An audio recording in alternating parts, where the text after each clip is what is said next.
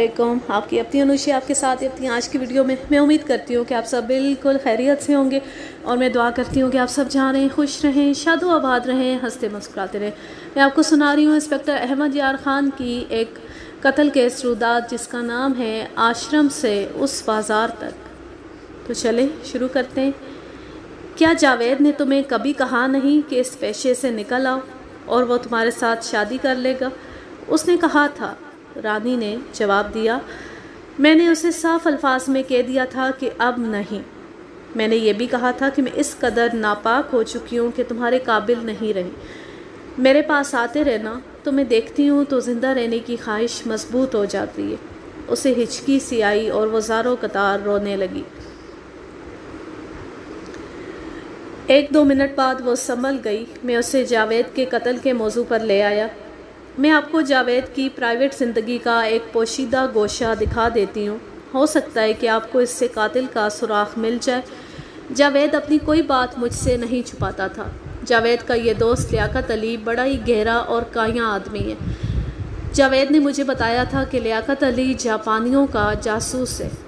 اس نے یہ نہیں بتایا کہ جاسوسی کس طرح کرتا ہے اور اس کا یہ کام کیسا ہے۔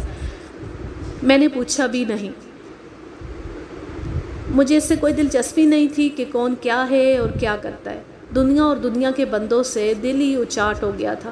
میں نے اس وقت دلچسپی محسوس کی جب ایک روز جاوید نے مجھے بتایا کہ وہ ٹھیکیدار کی ملازمت چھوڑ کر جاپانیوں کا باقاعدہ جاسوس بن گیا ہے اور لیاقت علی نے اسے اپنے گروہ میں شامل کر لیا ہے۔ میں نے جاوید سے صرف ایک بات کہی کہ ایسا نہ ہو کہ وہ پکڑا جائے۔ اگر پکڑا گیا تو اسے بڑی لمبی قید کی سزا ملے گی، اور کہیں ایسا نہ ہو کہ انگریز اسے گولی ہی مار دیں۔ لیکن جاوید نے بتایا کہ اس کا کام ایسا ہے جس میں پکڑے جانے کا خطرہ نہ ہونے کے برابر ہے۔ اس نے یہ بھی بتایا کہ اسے ٹھیکیدار کی نوکری سے 3-4 گنا زیادہ پیسے ملتے ہیں۔ اس کے ساتھ ہی میں دیکھ رہی تھی کہ جاوید کچھ زیادہ ہی مذہبی ہوتا جا رہا تھا۔ میں تو اس کے پیار کو اور اس کی محبت کو دیکھتی تھی، اور یہی میری روح کی ضرورت بھی تھی۔ میرے ساتھ جاوید پوری وفا کر رہا تھا۔ وقت گزرتا گیا اور ایک دن جاوید نے مجھے بتایا کہ اس نے جاسوسی کا کام چھوڑ دیا ہے، لیکن لیاقت علی اسے چھوڑنے نہیں دے رہا۔ میں نے بھی اسے کہا، یہ کام بڑا خطرناک ہے، بہتر ہے کہ اس گروہ سے الگ ہو جاؤ۔ وہ الگ ہو گیا تھا، لیکن مجھے بتاتا تھا کہ لیاقت علی اسے دھمکیاں دے رہا ہے کہ اگر وہ اس گروہ سے نکلا تو اسے قتل کر دیا جائے گا۔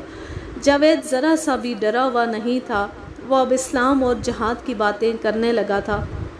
پہلے تو وہ کہتا تھا کہ جاپان کی فوجیں برما تک پہنچ گئی ہیں اور اب ہندوستان پر حملہ کر کے انگریزوں کو یہاں سے بھگا دیں گی اور پھر ہندوستان کو آزاد کر دیں گی۔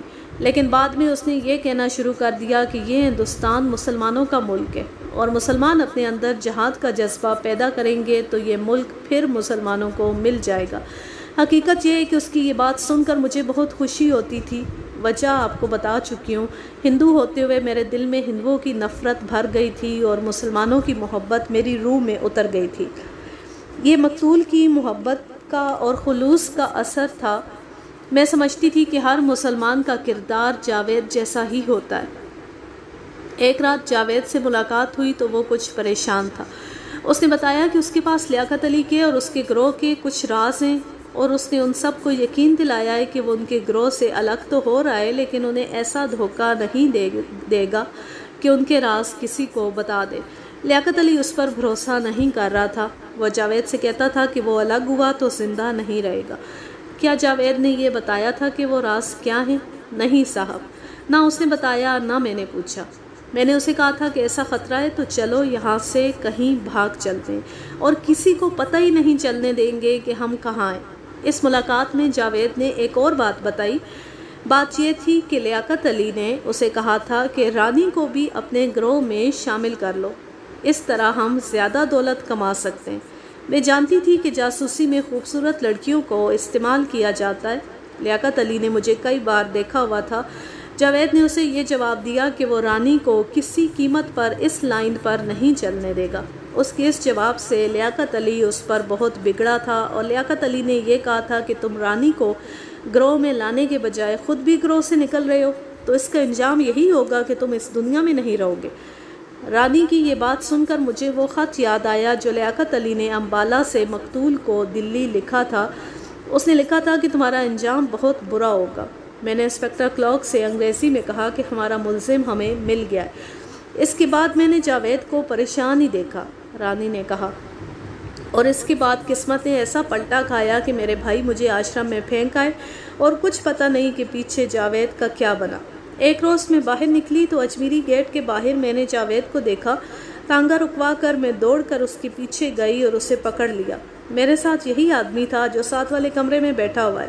جاوید کو میں نے تانگے میں بٹھا لیا اور اس آدمی کو بتایا کہ جاوید کون ہے اور میرے لیے کیا حیثیت رکھتا ہے۔ خیر، ان باتوں کو جانے دیں۔ ہوا یہ کہ جاوید مجھے یہاں آ کر ملتا رہا۔ اس نے مجھے بتایا کہ ایک تو وہ میری گمشدگی سے پریشان ہو گیا تھا اور امبالہ اسے اجاڑ اور بیابان لگنے لگا تھا۔ دوسری وجہ یہ ہوئی کہ لیاقت علی کی دھمکیاں بڑھ گئی تھیں۔ اس نے جاوید سے کہا تھا کہ ہاں یا نہ میں جواب دو اور پھر اس کا نتیجہ دیکھو۔ چند بار ملنے کے بعد جاوید کئی روز نہ آیا تو میں پریشان ہو گئی۔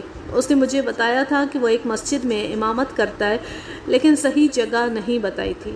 آج آپ سے پتہ چلا ہے کہ وہ تو اس دنیا سے ہی منہ موڑ گیا ہے۔ یہ غور کرنا آپ کا کام ہے کہ کہیں لیاقت علی نے ہی تو جاوید کو قتل نہ کروا دیا ہو۔ رانی کے ساتھ ہماری کئی باتیں ہوئی۔ ہم 1:30-2 بجے اس کے ہاں پہنچے تھے اور جب وہاں سے اٹھے تو اس وقت سورج غروب ہونے کو تھا۔ ہم نے اسی وقت ریلوے اسٹیشن جا کر اگلے روز کی ایک ایکسپریس گاڑی کی 2 سیکنڈ کلاس کی سیٹیں امبالہ کے لیے بک کروا لی۔ اگلی شام ہم امبالہ میں تھے۔ ریلوے اسٹیشن سے ہم سیدھے لیاقت علی کے گھر پہنچے اور اتفاق سے وہ گھر ہی میں مل گیا۔ ہمارا استقبال اس نے بڑے تپاک سے کیا اور پوچھا کہ جاوید کے قاتل کا کوئی سراغ ملا ہے یا نہیں۔ میں نے جواب دیا کہ بڑا پکا سراغ مل گیا ہے اور اس کے ساتھ ذرا تبادلہ خیالات کرنا ہے، اس لیے وہ ہمارے ساتھ چلے۔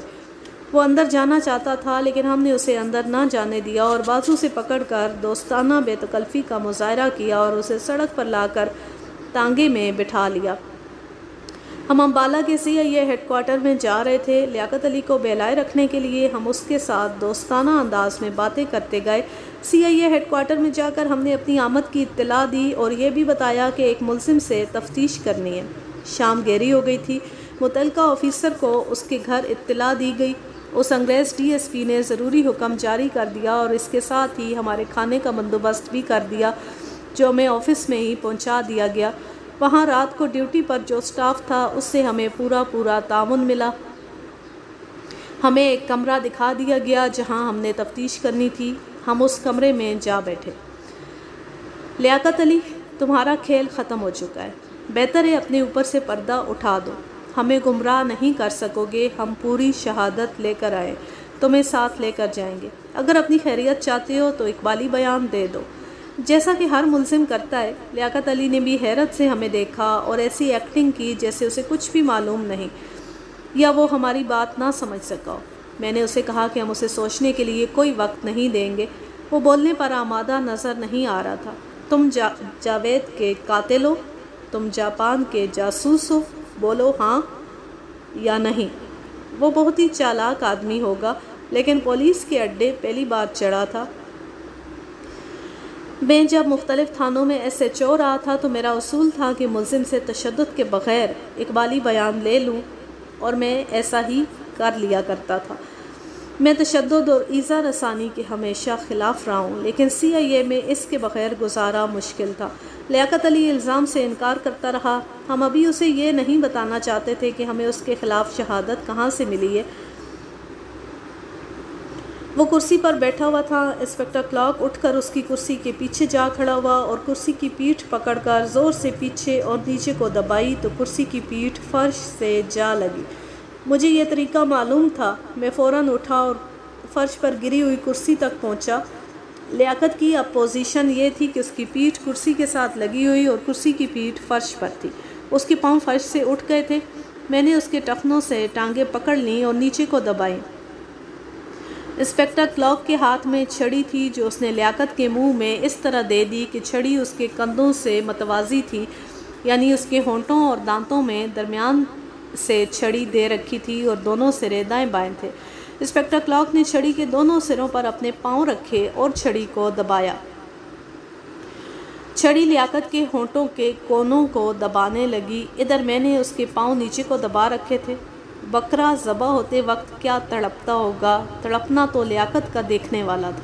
मैं जानता था कि वो महसूस कर रहा होगा कि उसके होंठ कोनों से फट रहे हैं और मैं जिस तरह उसके टखनों पर दबाव डाल रहा था उसकी अजियत अलग थी। हमने पूरे 5 मिनट उसे इस अजियत में रखा। ये 5 मिनट उसके लिए 5 घंटे थे। वो तड़प रहा था लेकिन दांतों में दबाई हुई छड़ी उसे बोलने नहीं दे रही थी। आखिर छड़ी इंस्पेक्टर क्लॉक ने निकाल ली और मैंने उसके पाँव छोड़ दिए। उसकी टांगें ऊपर को हो गई। इंस्पेक्टर क्लॉक ने उसकी टांगें और पीछे की तो लियाकत कलाबाजी खाकर फर्श पर जा पड़ा। फिर इंस्पेक्टर क्लॉक ने उसे बालों से पकड़ा और खड़ा कर लिया। मैंने उसके पेट में घोंसा मारा। इंस्पेक्टर क्लॉक ने उसके बाल छोड़ दिए। लियाकत पेट पर हाथ रखकर झुक गया। अब मैंने उसके बाल मुट्ठी में लिए और झटका देकर सीधा किया और ज़ोर से दीवार की तरफ झटका दिया। वो दीवार के साथ टकराया और नीचे गिर पड़ा।